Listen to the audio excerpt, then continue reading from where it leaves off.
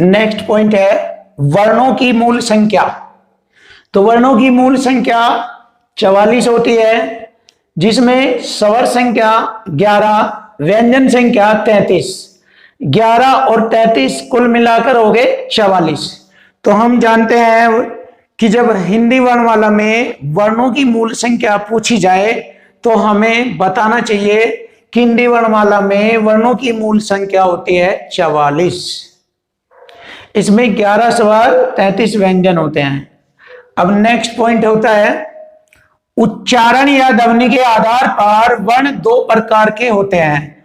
उच्चारण और ध्वनि के आधार पर वर्ण दो प्रकार के होते हैं, स्वर वर्ण और व्यंजन वर्ण, या ऐसे कह सकते हैं स्वर ध्वनियां और व्यंजन ध्वनियां। तो उच्चारण के आधार पर ध्वनियां दो प्रकार की होती है, स्वर ध्वनियां और व्यंजन ध्वनियां। अब इसके बाद स्वर, देखिए हमारा फर्स्ट कॉन्सेप्ट स्टार्ट होता है स्वर। इसको इंग्लिश में वोवेल कहते हैं और स्वर किसे कहते हैं। अब हम इसके बारे में डीपली से जानेंगे कि स्वर किसे कहते हैं। तो स्वर का उच्चारण स्वतंत्र होता है, यानी कि स्वर का उच्चारण स्वतंत्र होता है।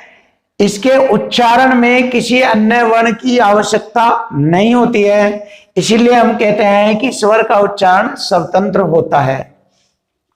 तो आइए जाने ऐसे वर्ण जिन्हें बोलने के लिए किसी अन्य वर्ण की आवश्यकता नहीं होती है, स्वर कहलाते हैं। ऐसे वर्ण जिन्हें बोलने के लिए अन्य किसी वर्ण की आवश्यकता नहीं होती है, स्वर कहलाते हैं। इनकी संख्या 11 होती है और ये निम्न प्रकार से है ए आ छोटी बड़ाई, छोटा ऊ बड़ा ऊ, री ए ऐ ओ और औ। तो इस प्रकार हमारे स्वर संख्या 11 होती है। हिंदी में स्वर 11 होते हैं और संस्कृत यानी कि मूल भाषा संस्कृत में स्वर संख्या 13 होती है, जिसमें 11 हिंदी वाले स्वर और प्लस 2 स्वर होते हैं ली और दीर्घ री। ये दीर्घ री होता है और ये हास्व री होता है। देखो इसको हम हास्व री कहते हैं और ये होता है दीर्घ री। ये संस्कृत में होता है दीर्घ री।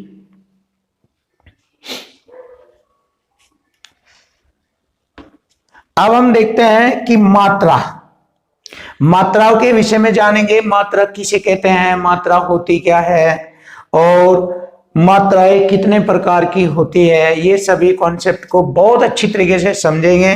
तो मात्रा, जब स्वरों का प्रयोग व्यंजनों के साथ मिलाकर किया जाता है, तो जब स्वरों का प्रयोग व्यंजनों के साथ मिलाकर किया जाता है तब उनका स्वरूप ही बदल जाता है और तब हम उन्हें मात्रा कह देते हैं।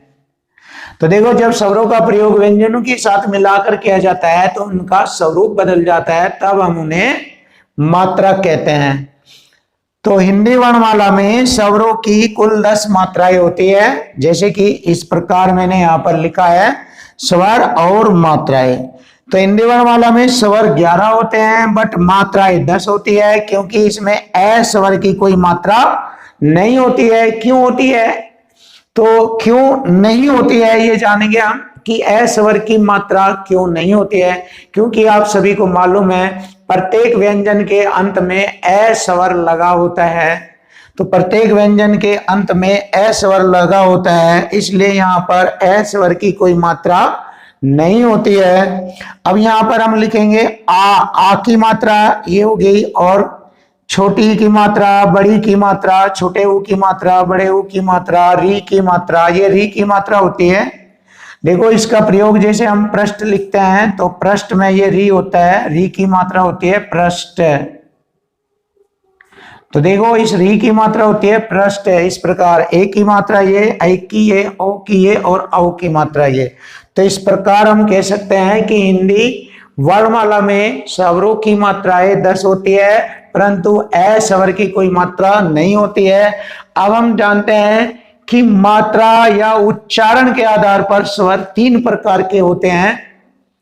मात्रा या उच्चारण के आधार पर स्वर 3 प्रकार के होते हैं। नंबर 1 हास्व स्वर। हास्व स्वर को लघु स्वर छोटा स्वर या एकमात्रिक स्वर या मूल स्वर भी कहते हैं। दूसरा पॉइंट है दीर्घ स्वर। दीर्घ स्वर को गुरु या बड़ा या द्विमात्रिक स्वर भी कहते हैं। और नंबर 3 है प्लुत स्वर। तो इस प्रकार हमने जाना है कि मात्रा या उच्चारण के आधार पर स्वर 3 प्रकार के होते हैं, ह्रस्व स्वर, दीर्घ स्वर और प्लुत स्वर।